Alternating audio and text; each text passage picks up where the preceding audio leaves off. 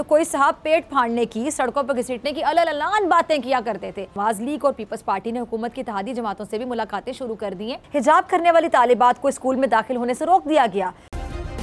Subscribe करें और bell दबाएं ताकि कोई खबर रह न जाए।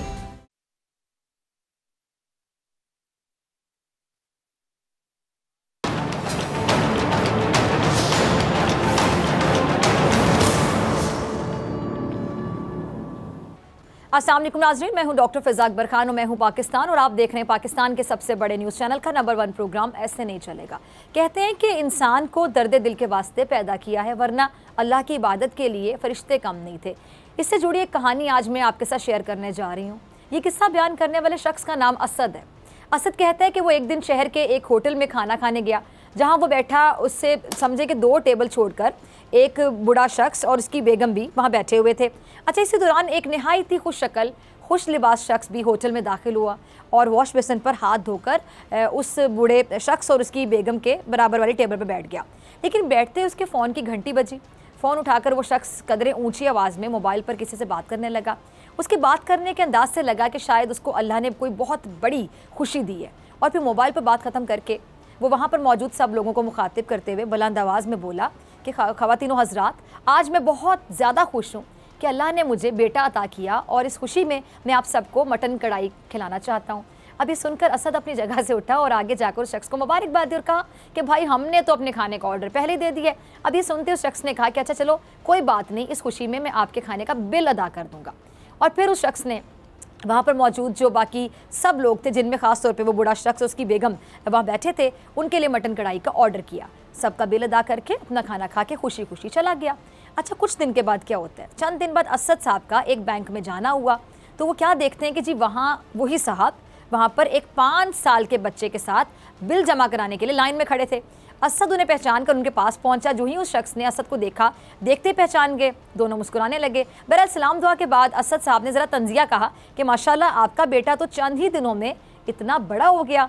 ये सुनकर वो शख्स कहने लगे कि भाई छोड़ो इस बात को, ये बड़ी अजीब कहानी है, फिर किसी दिन मिलोगे तो बताऊँगा। जब उन्होंने ये कहा तो असद का जो तजस्सुस है वो और भी बढ़ गया। उसने इसरार किया कि मुझे ये अजीब कहानी आज ही सुननी है, अभी बताएं। आखिर बहुत इसरार पर उस अल्लाह के बंदे ने जो बात बताई, उसके बाद असद को अपना आप बहुत छोटा लगने लगा और उस शख्स का मुकाम उसकी नज़रों में बहुत ऊंचा हो गया, बहुत बुलंद हो गया।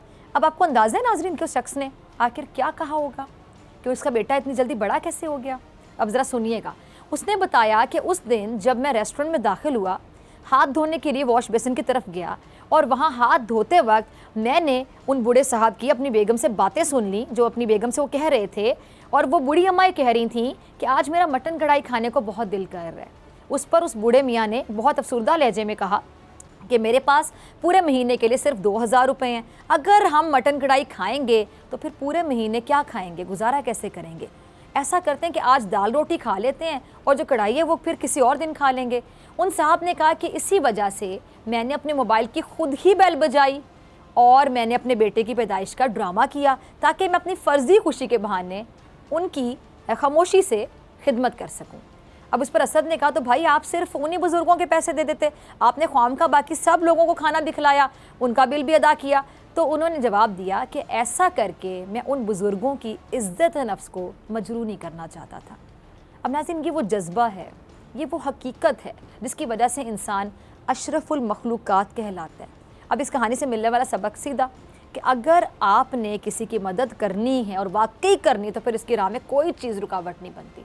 सादा लफ्ज़ों में अगर मैं कहूँ तो काम करना हो तो रास्ते बहुत हैं और अगर नहीं करना हो तो बहाने बहुत हैं। और अगर मैं सियासत की बात करूँ तो यहाँ भी जो मदद का जज्बा है उसकी बहुत बहुत बहुत किल्लत है और जो बहानेबाजी है उसकी बहुत कसरत है। अब आप देख लें कि इस वक्त अपोजिशन महंगाई का शोर मचाकर हुकूमत गिराने का चक्कर चला रही है और इस वक्त ये अवाम की हमदर्द नंबर 1 बनी हुई है। लेकिन असल में मकसद आपको पता है, अवाम तो बेचारी नहीं है, अवामी मुफाद तो नहीं, लेकिन इनके ज़ाती मुफादात तो मकसद है।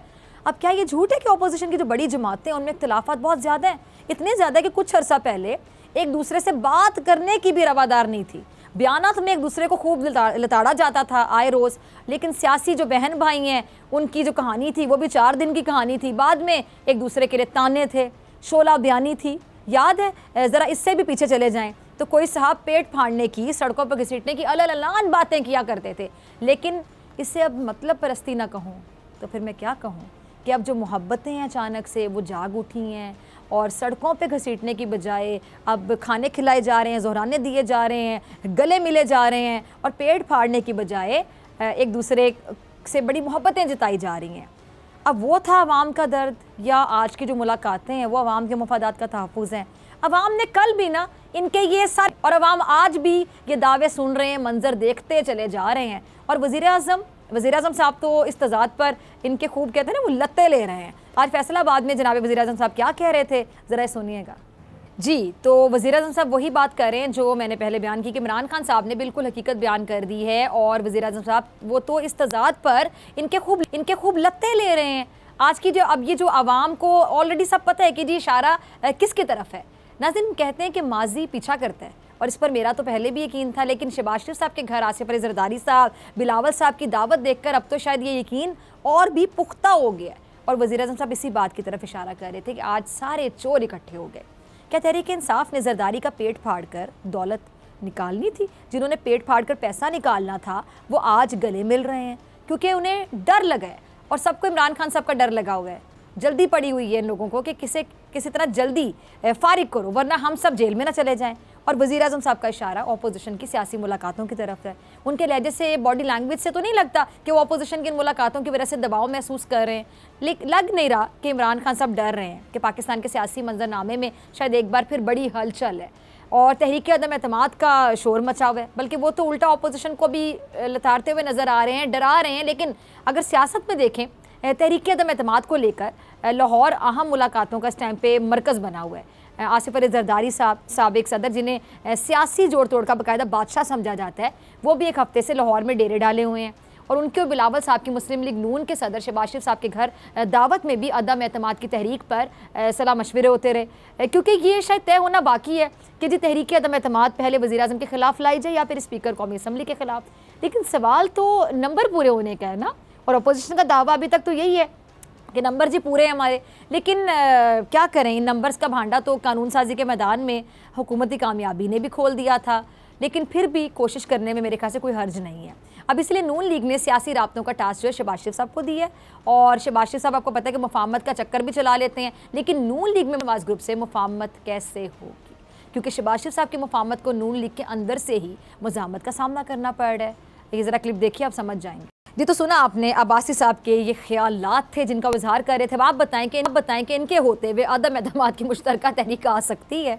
पीपल्स पार्टी अपोजिशन की बड़ी जमात है जिसके बगैर अपोजिशन की हुकूमत के खिलाफ कोई भी चाल कामयाब नहीं हो सकती, सीधी सी बात है। लेकिन शाहिद खान अब्बासी साहब या मरियम नवाज ग्रुप अब पीपल्स पार्टी से दोबारा कोई ताल्लुक कायम करने को तैयार नहीं है। वो मुलाकात में मरियम नवाज साहिबा मौजूद थी, लेकिन उनकी बॉडी लैंग्वेज आपने देखी, सब कुछ नज़र आ रहा था, उनके चेहरे के तासुरात सब कुछ बता रहे थे कि दिमाग में क्या चल रहा है, दिल में क्या चल रहा है। अब दूसरा अदम एतमाद की तहरीक तो जब आए, जब अपोजिशन जमातों को एक दूसरे पर एतमाद हो, और ये अब्बासी साहब की बातें सुनकर तो अब इस एतमाद का दूर दूर तक पता ही नहीं चलता। लगता है कि नून लीग का ये जो ग्रुप है पार्लिमानी नहीं बल्कि मैदानी सियासत करके हुकूमत गिराना चाहता है, और वो भी अकेले अकेले। लेकिन क्या ये मुमकिन भी है? मुझे तो नहीं लगता। अच्छा, शाहिद खान अब्बासी साहब, उनके बयान में तजाद बहुत है। कैसे? वो पहले कहते हैं कि जी पार्लिमान में अपोजिशन एक है, फिर कहते हैं कि पार्लिमान में देखें या बाहर पूरा मुल्क तकसीम है और इसका हल वो वक्त से पहले साफ शफाफ इलेक्शन तजवीज़ करते हैं। लेकिन सवाल ये कि साफ शफाफ इलेक्शन क्यों कराए जाएँ? क्या ये अवामी मसाइल का हल है? क्या इससे महंगाई ख़त्म हो जाएगी या बढ़ेगी? अब मैं पूछती हूँ अब्बासी साहब, क्या आप ज़मानत देंगे इसकी? जवाब यकीनन नहीं है। फिर इस हुकूमत को मुद्दत क्यों पूरी नहीं करने दी जा रही? अगर हुकूमत महंगाई ख़त्म नहीं करेगी तो अवाम खुद इसे हिसाब ले लेंगे। आप लोगों को क्या परेशानी हो रही है? आप कहते हैं कि तहरीक अदम एतमाद की मशहूरी नहीं की जाती, ये कौमी असम्बली में लाई जाती है। चले दुरुस्त मान लेते हैं आपकी बात, लेकिन क्या इसके लिए मुशावरत भी नहीं की जाती? और सियाने कहते हैं कि मुशावरत के बगैर जो किया जाने वाला काम है वो अक्सर पूरा नहीं होता है, अधूरा रहता है, नामुकम्मल रहता है। और शायद इसीलिए शहबाज शरीफ साहब अपोजिशन जमातों से मुशावरत कर रहे हैं, और मुशावरत के ज़रिए ही फैसला होगा की तहरीक लाई जाए या फिर हुकूमत के खिलाफ एहतजाजी तहरीक चलाई जाए। अच्छा, वैसे पीपल्स पार्टी जो एहतजाजी तहरीक का ऐलान कर चुकी है, खुर्शीद शाह साहब का क्लिप होगा, टीम ज़रा चलाइएगा, सुनिएगा नाज़रीन। जी, तो तहरीक अदम एतमाद के साथ साथ खुर्शीद शाह साहब एहतजाज की बात भी कर रहे हैं। और शाह साहब का कहना है कि उनका एहतजाज खामोश एहतजाज होगा, जिसका मकसद जो है इस हुकूमत की पॉलिसीज़ के खिलाफ आवाम को बेदार करना होगा। और शाह साहब अपनी हिकमत अमली बताने के साथ हुकूमत पर तनकीद के तीर भी बरसा रहे हैं कि जी पीपल्स पार्टी तहरीक इंसाफ की तरफ ये तरह नहीं करेगी, बल्कि इमरान खान की तरह बिल नहीं जलाएगी, पार्लियामेंट को जलाने की बात नहीं करेगी, बल्कि बड़ी मेचोरिटी का सबूत देगी। और खुशी शाह साहब तो ये बात भी कह रहे हैं कि जी माजी में इमरान खान साहब ने जो 1 करोड़ नौकरियाँ, 50 लाख घर का झूठा वादा किया था जिसे वो वज़ीर-ए-आज़म बनने के बाद कभी पूरा ना कर सके, इसलिए उनके खिलाफ मुकदमा बनना चाहिए कि वो सादिक और अमीन नहीं रहे हैं।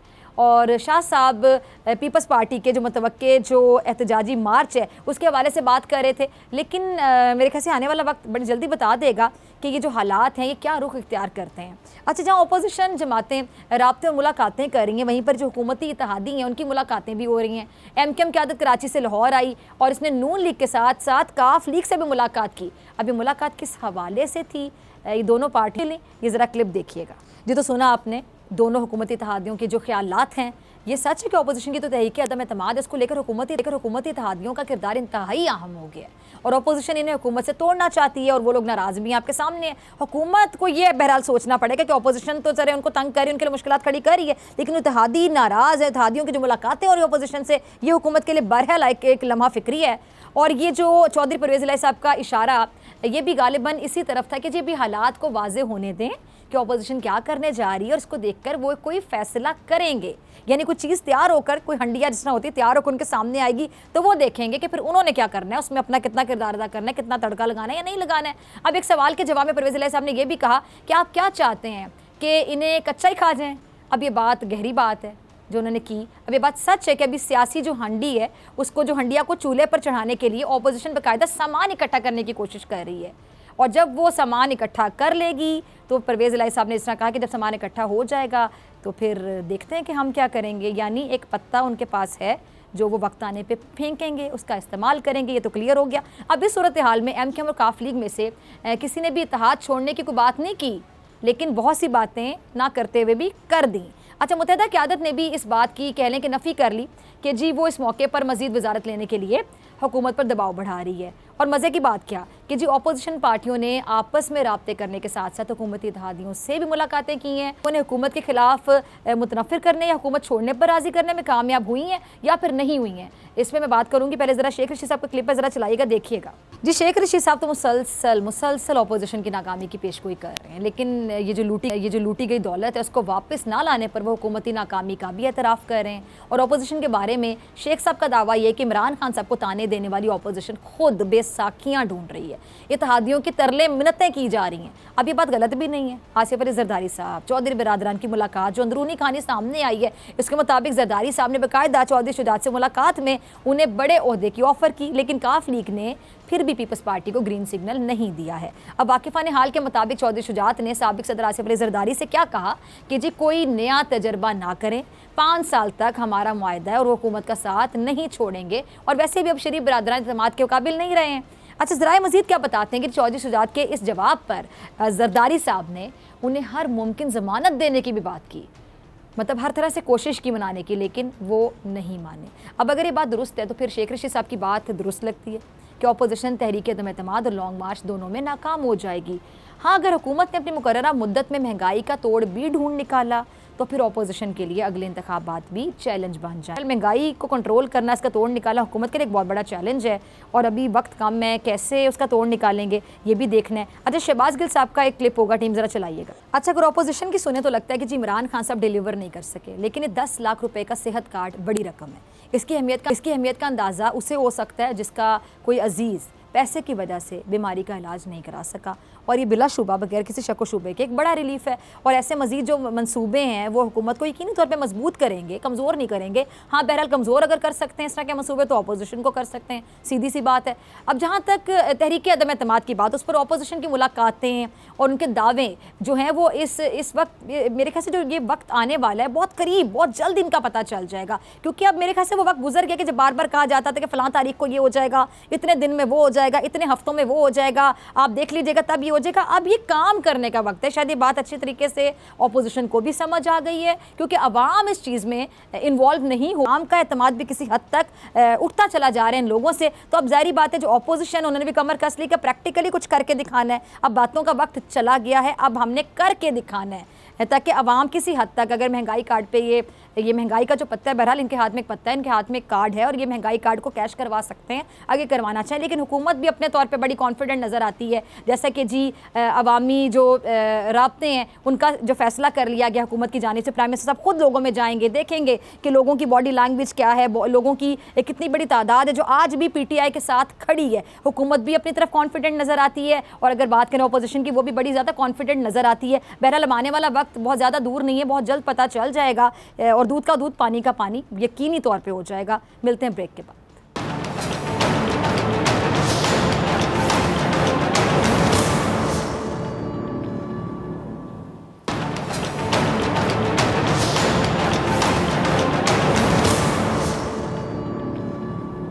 जी वेलकम बैक नाज़रीन। हुकूमत को टफ टाइम देने के लिए अपोजिशन जमातों ने आपस के जो राब्ते हैं वो तेज़ कर दिए हैं और अपोजिशन की बड़ी जमातें यानी नवाज लीग और पीपल्स पार्टी ने हुकूमत की इत्तेहादी जमातों से भी मुलाकातें शुरू कर दी हैं और इनसे PTI हुकूमत के खिलाफ अदम एतमाद की तहरीक लाने में सपोर्ट मांग ली है।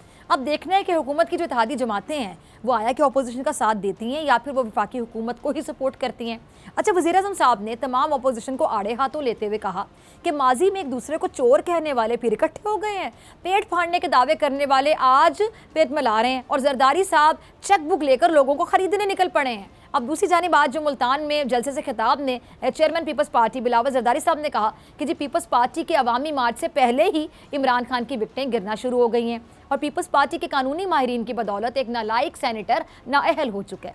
इस्लामाबाद पहुँचने से पहले उनकी मजीद विकटें गिराएंगे। अच्छा, बिलावल ने मुतालिबा किया है कि अगर इमरान खान में हिम्मत है तो हमारे मार्च से पहले असम्बली को तोड़ दें। और अब इस सारी सियासी सूरत हाल पर बात करने के लिए मेरे से मौजूद मेहमान मौजूद वज़ीर रहनुमा पीपल्स पार्टी ससी पलीजो साहिबा। ससी, बहुत शुक्रिया आपका वक्त देने के लिए। ससी, बिलावल साहब ये दावा कर रहे हैं कि जी हमारा मार्च शुरू होने से पहले जो अदम एतमाद को नहीं मानते थे वो भी अब मान रहे हैं, तो पीपल्स पार्टी को बड़ी उम्मीद है कि अदम एतमाद की जो तहरीक है वो हर हाल में कामयाब हो जाएगी। बहुत शुक्रिया फिजा। देखिए, अपोजिशन तो जाहिर बात है जैसे ही असेंबलीज बनी हैं तो धांधली की वजह से, दूसरे इशूज़ की वजह से, लेजिस्लेशन की वजह से, मुख्तलिफ औकात में जो ऑर्डिनेंस की फैक्ट्री बन गई थी हुकूमत, तो अपोजिशन तो जाहिर बात है जो पार्लियामेंट पे तालिबी बीच बीच में मुसलसल लगे रहे, तो हमारा वो राइट है और अपोजिशन मुतहद भी है। अब ये कि ये इशूज़ बहुत ज़्यादा गंभीर होते गए हैं और लोगों की उम्मीदें भी हमसे ज़्यादा हैं नेचुरली।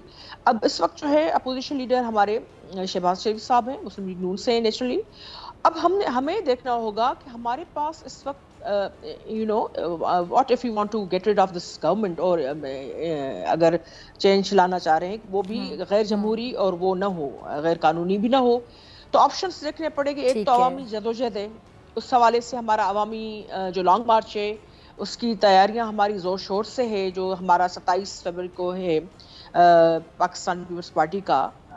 और ये जो पार्लियामेंट के अंदर ऑप्शंस जो हैं उसको भी हम देख रहे हैं और उसी को मद्देनज़र रखते हुए नेचुरली एक फ्लेक्सिबल सोच के साथ हम मुलाकातें भी कर रहे हैं और अपोजिशन के माबैन तो मुलाकातें होती रहती हैं, चाहे पार्लियामेंट के अंदर हों या बाहर हों।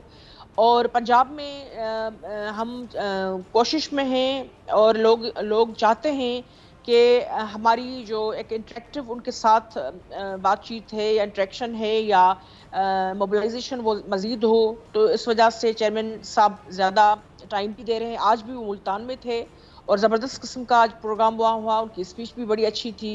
परसों वो नसीराबाद में थे बलूचिस्तान में। तो हम मिल भी रहे हैं और चीज़ों को देख भी रहे हैं और जो भी ऑप्शंस हैं उसको भी हम नेचुरली हम चाहेंगे कि वो फ्रूटफुल हो, मीटिंग्स मीनिंगफुल हो और ये सारी कार्रवाई रिजल्ट ओरिएंटेड रहे। फिजा, ठीक है। अच्छा ससी, वज़ीर-ए-आज़म साहब ने कहा है कि जी माजी में एक दूसरे को चोर कहने वाले फिर इकट्ठे हो गए हैं और ये इल्ज़ाम भी लगाया कि जी जरदारी साहब लोगों को ख़रीदने के लिए पैसे इस्तेमाल कर रहे हैं, क्या कहेंगे? मुझे नहीं पता कि इस चीज़ पर मैं कहका लगाऊं या सिर्फ मुस्कुराने पे करूं। बात यह है कि वज़ीर आज़म साहब को सामने ये दिखाई दे रहा है, इमरान खान साहब को, कि उनको घर जाना है, इस हुकूमत को घर जाना है, और लोग बेजार आ चुके हैं। महंगाई की होशरुबा, फैक्ट्स एंड फिगर्स और नंबर्स को भी आप छोड़ दें, आप जो हकीकी जो ज़मीनी हकायक हैं, जो आम लोगों की जो है कुव्वत खरीद को आप देख लें, आप जो है उनके दूध से लेकर चीनी, आटा और दवाइयों तक सूरत हाल देख लें, बिजली के बिल्स देख रहे हैं कि आम आवाम तो दूर, वो तो वैसे चीख रहे हैं, हमारी सिविलियन सेगमेंट और सोसाइटी का या मिलिट्री हो, तनख्वाहें पूरी नहीं हो रही हैं, और ये खर्चे जो हैं आसमान को छू रहे हैं। उस पर उनकी नाकस पॉलिसीज की वजह से ठीक है मसाइल रहे हैं पाकिस्तान में मुआशी, लेकिन जो चीजें हैंडल हो सकती थी, अब उनको इतने साल हो चुके हैं, 3-4 सालों में लोग जो है इम्प्लीमेंटेशन की तरफ जाते हैं, रिजल्ट देते हैं पॉलिसीज में। ये सिर्फ कोशिश में है कि जो अगर करप्शन में या नाअहली पे कोई वजीर खराब निकलता है तो वो चेंज कर लेते हैं, फिर उसको भी 2-3 महीनों के बाद वापस कैबिनेट में लेकर आते हैं, लेकिन अपनी पॉलिसी पर वो नजरसानी करने के लिए तैयार। अब इमरान खान साहब जाहिर बात है उनको और नहीं सूझेगा, ये हकीकत है फिजा कि पाकिस्तान पीपल्स पार्टी और मुस्लिम लीग नून सख्त तरीन हरीफ रही हैं माजी में, और अभी भी हमारा मैनिफेस्टो अपना है, हम पीडीएम का हिस्सा नहीं है, लेकिन मुखालिफ आप अगर इत्तेहाद में होते हैं तो आप इत्तेहाद जो है पार्लियामेंट के अंदर भी बनाते हैं, बाहर भी, भले 1 पॉइंट एजेंडा हो, 2 पॉइंट एजेंडा हो, महंगाई कोई ले लें आप, उस पर भी काफ़ी सारी चीज़ें हमने की है, एक साथ कर भी सकते हैं।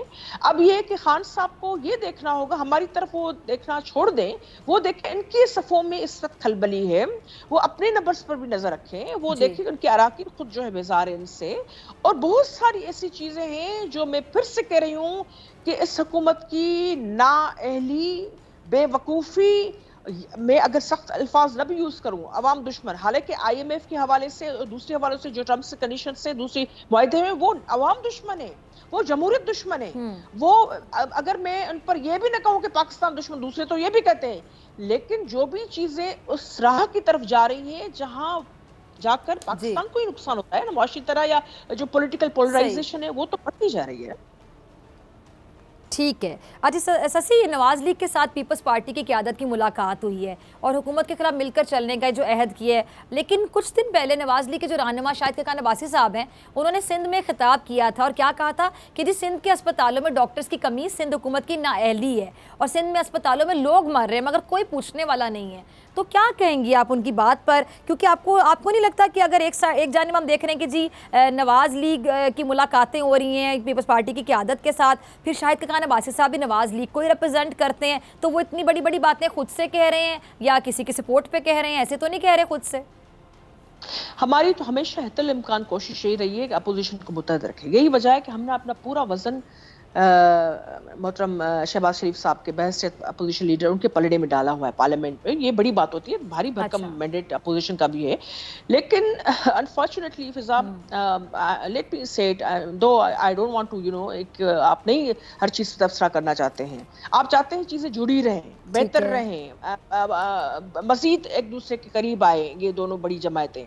लेकिन बात यह है हमारी कुर्बानियाँ मुझे बताने की ज़रूरत नहीं है, हमारा बैकग्राउंड पीपल्स पार्टी का, मोहतरमा बेनज़ीर भुट्टो साहिबा हों, शहीद भुट्टो हों, आसिफ अली जरदारी साहब ने जो जेल काटी, चेयरमैन बिलावल साहब जो है धांधलियों को दूसरी चीज़ों को, पीपी मुखालिफ जो एहतसाब के नाम पर इंतकाम मुस्तसर जारी है वो भी हम फेस कर रहे हैं। हमने न सिर्फ सर्वाइव किया है, हम कॉम्पीट कर रहे हैं, हम टफ टाइम दे रहे हैं, लेकिन बात यह है कि हमारे जो मुस्लिम लीग के कुछ लोग जो है पीडीएम में भी उन्होंने नादानियाँ की, उन्होंने पता नहीं किसका गुस्सा किसकी चाल चली अभी भी, और हमारी गुजारिश यही है सारे सीनियर से, गुजारिश यही है कि मेहरबानी करके ये गुस्सा या कोई शख्सी कोई अनाद है, कोई और मसला है, आपके लीडर्स तो हमें खानों पे बुला रहे हैं, तो इस चीज को इज्जत की निगाह से देखना चाहिए, और ये रुख तोपों का ये पीटीआई की तरफ रहे तो बेहतर है। ये इसी से यकजहती गहरी होगी, हार्मनी होगी, और हमारे जो आने वाले जो स्ट्रीट स्ट्रगल है और पार्लियामेंट की खास तौर पर जहाँ नंबर्स जो है मैटर करते हैं, obviously they can make a lot of difference, in many ways। और तो इस हवाले से ऐसी कोई भी हल्की बात नहीं करनी चाहिए जिससे अच्छा शशि, की हुकूमत का जो दावा है, हुकूमत का कहना है कि जी पीडीएम से निकल जाने पर नवाज लीग ने पहले भी पीपल्स पार्टी पे एस्टेब्लिशमेंट से डील के इल्जाम लगाए थे और अब फिर नवाज लीग आप लोगों को एंड टाइम पे धोखा देगी। तो ये उनका दावा आपको कितना ठीक लगता है? आप लोग वाकई 100% एतमाद कर रहे हैं नवाज लीग पे, या हुकूमती दावे बिल्कुल दुरुस्त हैं? फिजा, उन्होंने पहले भी कुछ लोगों ने वहां से ये कहा, नादान कुछ दोस्तों ने, कि सेनेट के इलेक्शन में भी नहीं जाना, ओथ भी नहीं लेना। जब मौलाना साहब ने कह दिया, हमने ही कहा था कि ये पार्लियामेंट्री प्रैक्टिसेस को हमें मद्देनजर रखना होगा, हम हर इलेक्शन में जाना होगा। पाकिस्तान को भी तो चलाना है, सिर्फ यहाँ अपोजिशन नहीं, हमारी जो है आइन को भी मद्देनजर रखना है। कौन सी चीज उस पर जो है पूरी आती है, अपोजिशन को भी तगड़ा करना है। अब ये नवाज शरीफ साहब जो है, उनकी जमायत, उनका अपना मैनिफेस्टो है। मैं कोई भी इस वक्त ऐसी चीज नहीं कहना चाहती, लेकिन उनके कुछ रहनुमाओं को ये सोचना चाहिए, देखना चाहिए। हाँ, लोग तबसरा कर रहे हैं, लेकिन मैंने पहले भी कहा हम माजी के हरीफ रहे हैं, हमने इलेक्शंस लड़ी भी हो सकता है आने वाले दिनों में फिर से लड़े हम, और जिसके ज्यादा इम्कान है। हमारा अपना मंशूर है, हम किसी और के मंशूर, लिमिटेड कंपनी जैसे पीडीएम को भी हमने नहीं चाहा कि कोई लिमिटेड कंपनी की तरह उसको इस्तेमाल करे। इस वक्त बड़ी अहम नेशनल है, हमें लोग हमारी तरफ देख रहे हैं, उनकी बड़ी उम्मीदें हैं हमसे वाबस्ता। दोनों जमायतों को मैच्योरिटी के साथ, और लीडरशिप ने दिखाई भी है मैच्योरिटी, चाहे वो आसिफ अली जरदारी साहब हो या नवाज शरीफ साहब हो। यही वजह थी कि उनकी दावत को हमने कबूल किया और खाने पर भी ये वहां गए मॉडल टाउन में, और शहबाज शरीफ साहब के साथ वो मिल बैठे। ठीक है शशि, बहुत शुक्रिया आपके वक्त के लिए, और नाज़रीन आपसे मुलाकात होगी इस ब्रेक के बाद।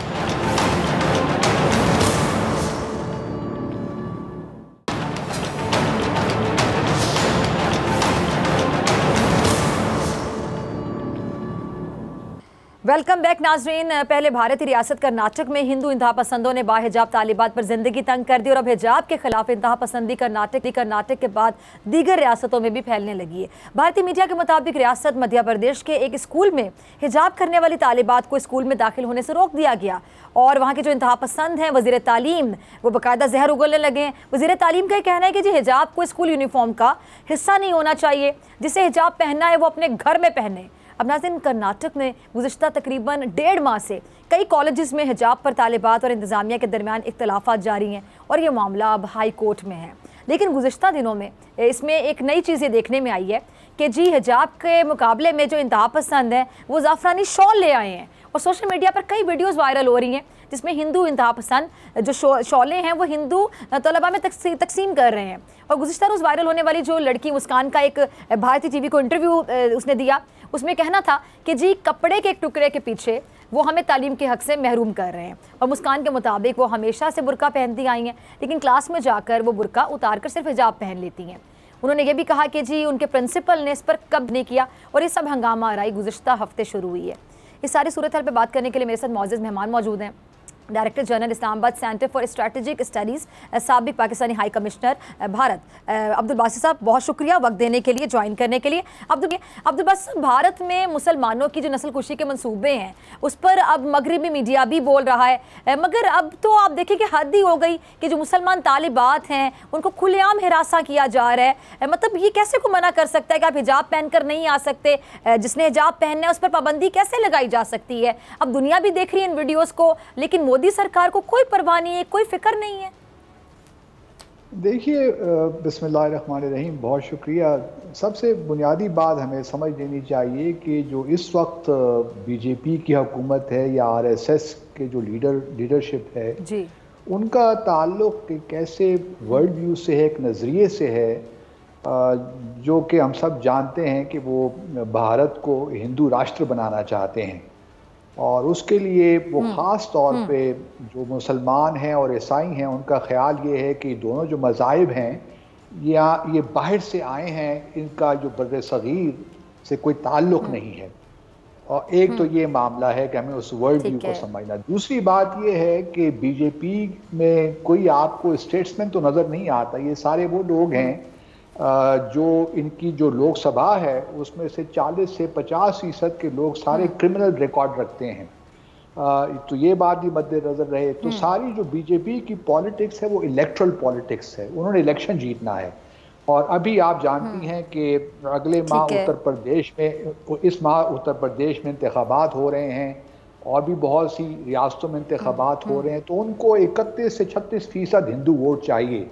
तो वो मुसलमानों को हरासा करके इस किस्म की कार्रवाइयाँ करके वो हिंदू वोट लेना चाहते हैं, जो कि उनकी पॉलिटिक्स का बुनियादी मामला है।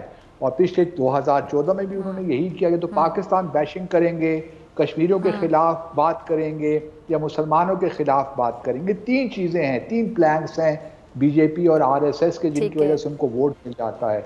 तो ये बातें तो लेकिन इसका इनको अंदाज़ा नहीं है कि इसके लॉन्ग टर्म कितने नुकसानात हैं भारत को खुद, क्योंकि ज़रूरी तो नहीं है ना कि बीजेपी ता क़यामत तक ये भारत पे रूल करेगी, लेकिन जो अंदर से कमज़ोरी हो रही है वो बहुत ख़तरनाक है भारत के लिए। पाकिस्तान के मामले में मैं ये कहना चाहता हूँ कि पाकिस्तान और भारत का एक नेहरू लियाकत पैक्ट है 8 अप्रैल 1950 का। उसके तहत पाकिस्तान कई पे लाजिम है, फ़र्ज़ है कि वो जो माइनॉरिटीज़ और ख़ास तौर पर मुसलमानों की जो माइनॉरिटी है उसके बारे में अपनी आवाज़ उठा सकता है। ये उस एग्रीमेंट में है बाकायदा। तो पाकिस्तान को भारत ये आवाज़ उठानी चाहिए कि मुसलमानों के खिलाफ जो इस वक्त वहाँ पे एक जेनोसाइड वाली सूरत हाल बनी है, उनके जो फंडामेंटल राइट्स हैं वो उनको नहीं मिल पा रहे। तो ये एक हमारे लिए कंसर्न की बात तो है जी। ठीक है अब्दुल बासित, मुझे उनकी ये सोच समझ नहीं आती है, नफ्सियात क्या है, चूँकि आप साबिक पाकिस्तानी हाई कमिश्नर रह चुके हैं वहाँ, आप उनकी सोच को क्या समझ पाए हैं कि वहाँ पर ये जो इनकी सोच है कि मुसलमानों पर जितना जुल्म किया जाए, अच्छा अफसोस के साथ कि मतलब कानून आप अदालत का दरवाज़ा खटखटाते हैं लेकिन अदालत भी बाइस्ड है आपके सामने, वहाँ पे जो डिसीजंस आते हैं किस किस्म के डिसीजंस होते हैं वो भी मुसलमानों के खिलाफ ही होते हैं, माइनॉरिटीज़ वहाँ पे सफ़र करती हैं। कश्मीर का मामला आपके सामने है, पाकिस्तान के बारे में जितना ज़्यादा वो प्रोपेगेंडा करते हैं उतना उनका वोट बैंक मजबूत होता है। तो ये किस किस्म की सोच है, जो वोटर है उसकी क्या सोच है? यानी वोटर इस बात पर खुश होता है कि माइनॉरिटीज़ को दबाया जाता है, उनको तकलीफ दी जाती है, उनको उनके राइट्स नहीं दिए जाते हैं, उनसे हकूक छीने जाते हैं, ये वोटर की क्या नफ्सियात है? देखिए, वोटर भारत में भी एक तबका तो ऐसा है जो कि ये समझता है कि पिछला जो 1000 साल हम पे मुसलमानों ने हुकूमत की है, हमने उसका बदला लेना है। और ये एक खास यानी कॉम्प्लेक्स हो गया ना, ये एहसास कमतरी हो गया। एब्सोल्युटली। और उसमें वो फिर इसी तरह इसी किस्म की जमातों को सामने भी लेकर आते हैं। अब आरएसएस का आप देख लिए तकरीबन 6 मिलियन के करीब उसके मेंबर हैं जो रोज़ाना सुबह जो है उठते हैं और वो उनका पूरा एक प्रोग्राम है जिसको फॉलो करते हैं। तो भारत में इस वक्त एक इस किस्म का एक रोड चल पड़ी है, पूरा एक हिंदू ख़ास तौर पे जो ब्राह्मण तबका है उसमें, कि हमने जो 1000 साल की हमारी तारीख़ है उसको हमने किस तरीके से स्किप करना है, भुला देना है। इसलिए अगर आप देखिए ना तो हर जगह जो मुसलमानों के मुगल बादशाहों के नाम के रोड्स थे वो तब्दील कर दिए। अब हैदराबाद का नाम भी तब्दील करना चाहते हैं और शहरों के नाम तब्दील कर दिए। तो ये सारा उसी नफ्सियात को रिप्रेजेंट करता है, रिफ्लेक्ट करता है, जो कि बड़ी मैं समझता हूँ कि अगर आपने ये करना है तो पहले ताजमहल को गिराइए, आप रेड फोर्ट को गिराइए। अगर आपने यही काम करने हैं तो फिर आप ये सारी इमारतें भी गिराइए। लेकिन वो ये नहीं करेंगे। दूसरी तरफ ये लेकिन जहाँ इनका नुकसान हो गए वो क्यों करें? वो क्यों करें। लेकिन दूसरी तरफ जो मसाजिद हैं, अगर आप न्यू दिल्ली में चली जाएं, जामा मस्जिद दिल्ली देख लें, फतेहपुरी सिकरी मस्जिद देख लें, 2 बड़ी मसाजिद न्यू दिल्ली में इतने बुरे हालात में हैं कि डॉक्टर अकबर मैं आपको बता नहीं सकता। इसी तरह खिड़की मस्जिद है जो दिल्ली में, उसका वो नॉन फंक्शनल है, अब तो वो बंद ही हो गई है। तो इस मसाजिद पे जोर नहीं है, लेकिन ताजमहल और इस तरह जो है जो टूरिज्म जो की अट्रैक्शन है, टूरिस्ट अट्रैक्शन, जोर उन पे है कि वो बस बरकरार है। लेकिन मुसलमानों के खिलाफ जो एक उनकी नफरत है बिल्कुल सामने आ रही है। ठीक। अच्छा अब्दुल बासित साहब, ये कुछ लोग वहाँ पे समझ बूझ भी रखते हैं, जैसे कि अब ये जो इंडियन एक सहाफ़ी हैं, फिर बॉलीवुड की अदाकार है पूजा भट्ट साहिबा, उन्होंने, और ये जो साबिक वज़ीर आला मकबूजा कश्मीर महबूबा मुफ्ती और भारत के कुछ लोग जो समझ बूझ रखते हैं, वो ट्वीट करके मोदी सरकार को बाकायदा कह रहे हैं कि ये है नया इंडिया, ये नए इंडिया का नया और खौफनाक चेहरा है। तो नरेंद्र मोदी की सोच को डिसलाइक करने वाले, नापसंद करने वाले लोग भी वहाँ पर मौजूद हैं, लेकिन नरेंद्र मोदी शायद इलेक्शन जीतने के लिए भी सिर्फ आरएसएस की खुशी को देख रहा है। डेफिनेटली देखिए, Narendra Modi he is nothing. असल चीज आरएसएस है, और जब तक आरएसएस चाहेगी बिल्कुल, ये नरेंद्र मोदी उनके कठपुतली कह लें। एब्सोल्युटली, इसमें तो किसी को शक ही नहीं होना चाहिए कि नरेंद्र मोदी कोई अपने तौर पे कोई बहुत बड़े स्टेट्समैन आ गए हैं।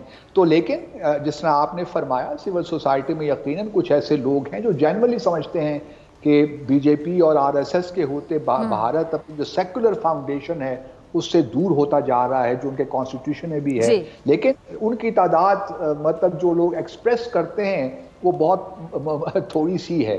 तो इस वजह से भारत का एक पूरा कल्चर जो है बदकिस्मती के साथ तब्दील हो रहा है, जो इस खित्ते के लिए अच्छा नहीं है। क्योंकि नेपाल साथ देखें, वो उनके खिलाफ भी मामला गड़बड़ हो रहे हैं, उन्होंने उनकी टेरिटरी पे कब्जा कर लिया है। इस तरह चीन के मामला खराब हो रहे हैं। हमारे साथ तो पहले ही जम्मू और कश्मीर के हालात खराब थे। तो जो एक सोच है, फंडामेंटलिस्ट सोच, एक्सट्रीमिस्ट सोच, ये सिर्फ भारत के लिए तो खतरा है ही है अंदरूनी एतबार से। लेकिन उनकी अगर आप फॉरेन पॉलिसी भी देखें तो उसमें भी एक एक्सट्रीमिस्ट, खास तौर पे जो उनके नेबर्स है वहां आपको नजर आती है। एक जो फ्लेक्सिबिलिटी होनी चाहिए डिप्लोमेसी में, वो आपको नजर नहीं आती। इसलिए मसाइल उनके लिए रीजन में खास तौर पे खराब हो रहे हैं। और तो हम ये देख रहे हैं, सार्क समिट भी नहीं हो पा रही इसी वजह से। तो एक जो कॉम्प्लेक्स जो आपने कहा ना, एक इंफीरियरिटी कॉम्प्लेक्स है, वो बदकिस्मती के साथ इन हिंदू नेशनलिस्ट में मौजूद है। अब ये किस तरह जाएगा, it will take generations, it will go either way, one doesn't really know. ठीक है, ठीक है जी अब्दुल बासित, बहुत शुक्रिया आपके वक्त के लिए। नाज़रीन, इसी के साथ खान को दीजिए इजाज़त। आपसे मुलाकात होगी इंशाल्लाह कल, सेम टाइम सेम चैनल। अगर ज़िंदगी ने वफ़ा की, दुआओं में याद रखिएगा, अपना बहुत ख्याल रखिएगा। अल्लाह ने के बाद।